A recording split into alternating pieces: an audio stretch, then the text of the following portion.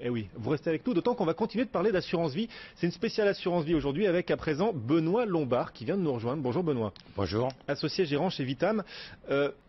Une mise en garde particulière pour tous les couples qui voudraient souscrire un contrat d'assurance vie.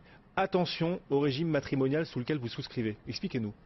Je voudrais revenir tout d'abord au régime spécifique de l'assurance vie. Pourquoi la question se pose, c'est que l'assureur ne connaît que le souscripteur du contrat, c'est-à-dire celui qui dispose des capitaux. Et celui qui dispose des capitaux dispose également de deux prérogatives essentielles. La première, c'est la faculté de racheter le contrat, de retirer l'argent. Et la seconde, c'est de désigner le bénéficiaire.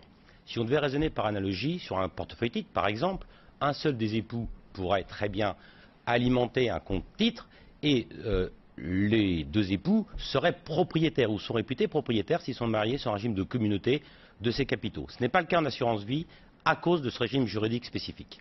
D'accord. Alors imaginons, je suis marié avec ma femme, on veut souscrire un contrat d'assurance vie. Qui doit souscrire? La première des choses, c'est de connaître son régime matrimonial. Donc je rappelle que 85% des Français sont mariés sans le savoir sur un régime de communauté légale, car ils n'ont pas de contrat de mariage. Donc s'ils n'ont pas de contrat de mariage, les capitaux sont présumés appartenir aux deux époux. C'est une présomption de l'article 1402 du Code civil qui nous le précise. Donc dès lors, s'ils sont mariés sur un régime de communauté, il s'agit de s'enquérir, de savoir qui est le propriétaire des capitaux. Soit l'un seul des époux est propriétaire des capitaux, car il a utilisé des capitaux qui lui sont propres, des capitaux qu'il avait avant le mariage, ou des capitaux qu'il a reçus suite à une succession, une donation. Donc lui est le seul souscripteur du contrat et peut disposer comme il l'entend de son argent en nommant qui il souhaite comme bénéficiaire. Deuxième hypothèse, les époux mariés toujours sur un régime de communauté légale disposent de l'argent commun. Ils ont de l'argent qui appartient aux deux époux. Eh bien dans cette hypothèse-là, chacun des époux doit être co-souscripteur du contrat. Ils disposent communément de l'argent. On peut, là encore, pour essayer d'expliquer... Communément, ça veut dire moitié-moitié? Alors, c'est moitié-moitié. Donc, ils disposent, puisque l'argent appartient à la communauté, ils ont une présomption d'appartenance pour moitié à chacun des époux. Donc, ils souscrivent ensemble le contrat et ils peuvent désigner comme bénéficiaire ou le conjoint survivant ou qui ils souhaitent. Si ce n'est pas le cas et que l'un seul des époux a souscrit le contrat, deux hypothèses se présentent.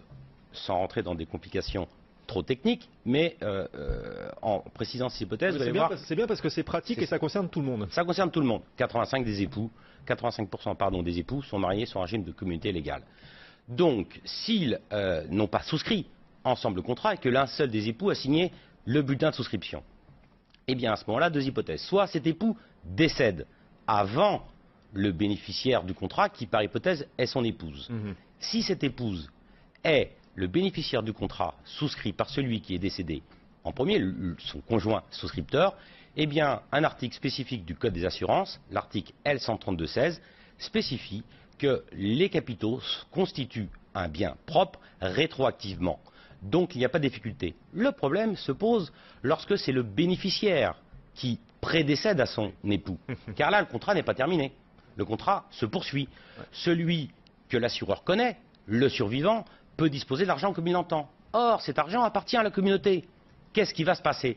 Le problème s'est posé à l'origine, en cas de dissolution du régime matrimonial par divorce, en 1992, par le fameux arrêt Praslika, et puis il a rebondi après pour des liquidations en cas de décès de régime matrimonial. Vous savez qu'il n'y a que deux hypothèses de liquidation de régime matrimonial, divorce ou décès. Donc, à ce moment-là... comme ça, instinctivement, je dirais que la moitié va au conjoint survivant et puis l'autre moitié va aux enfants. Alors, non. Donc, instinctivement, vous avez raison. Le survivant a droit à quelque chose. Et ce survivant, à quoi a-t-il droit? Eh bien, il a le droit à la moitié de la valeur du contrat, puisque, et l'administration fiscale nous l'a rappelé par une réponse ministérielle, qui est la réponse ministérielle Baquet, qui date du 29 juin 2010, nous a dit qu'il fallait réintégrer à l'actif de la communauté la valeur du contrat. Supposons que le contrat vaille 100. Eh bien, ces 100 qui ont été souscrits par l'un seul des époux, monsieur par exemple, eh bien, monsieur peut dire « je dispose comme je l'entends de ces capitaux ». Ce n'est pas exact. Ces 100-là vont être réintégrés dans l'actif de la communauté qu'on va partager par moitié égale, moitié au conjoint survivant, moitié le boni de communauté, l'autre boni de communauté, moitié à la succession. Et donc, il s'ensuit une taxation de fait de la moitié de la valeur de rachat du contrat. C'est fort dommage. Et l'administration fiscale nous l'a rappelé alors, à l'occasion de la réponse ministérielle Baquet, et elle a réintégré dans sa doctrine administrative, dans ce qui est opposable aux contribuables, le 12 décembre dernier, donc cette position qui n'avait pas été reprise avant le 12 décembre dernier. Bon, on n'est vraiment pas dans des subtilités, mais dans des choix fondamentaux que tous les couples mariés doivent faire quand ils souscrivent un contrat d'assurance vie. Bien sûr, quel régime matrimonial? Quel est leur régime matrimonial? À qui appartiennent les fonds? Qui puis-je nommer comme bénéficiaire? Et qu'est-ce qui se passe si je n'ai pas réglé ce problème en amont? Le problème ne se pose pas, je le répète, dans la mesure où le souscripteur décède et où le bénéficiaire est le conjoint survivant.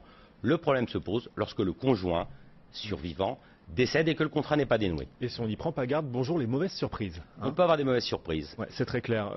D'autres préconisations? Préconisation, si on se situe dans une hypothèse où l'un seul des époux a souscrit le contrat et où ils sont mariés sur un régime de communauté, comment essayer de remettre un peu d'ordre dans ce système qui peut poser un problème au niveau fiscal? Eh bien, on a deux options. La première, c'est de changer de régime matrimonial et d'intégrer dans le préciput, dans ce à quoi aura droit le conjoint survivant, la valeur du contrat. Ainsi, on a pallié le problème. L'autre hypothèse, bien évidemment, est de nommer comme bénéficiaire le conjoint survivant, mais là encore, on a quand même le doute, qui décédera le premier, personne ne le sait. Et heureusement. Merci. Et heureusement. Et heureusement. Merci Benoît. Voilà, préconisation pour tous les couples mariés qui souscrivent une assurance vie. Merci. Vous êtes associé gérant de chez Vitam. Voilà, WITAM. Benoît Lombard. Merci. Le CAC 40 actuellement recule un petit peu, moins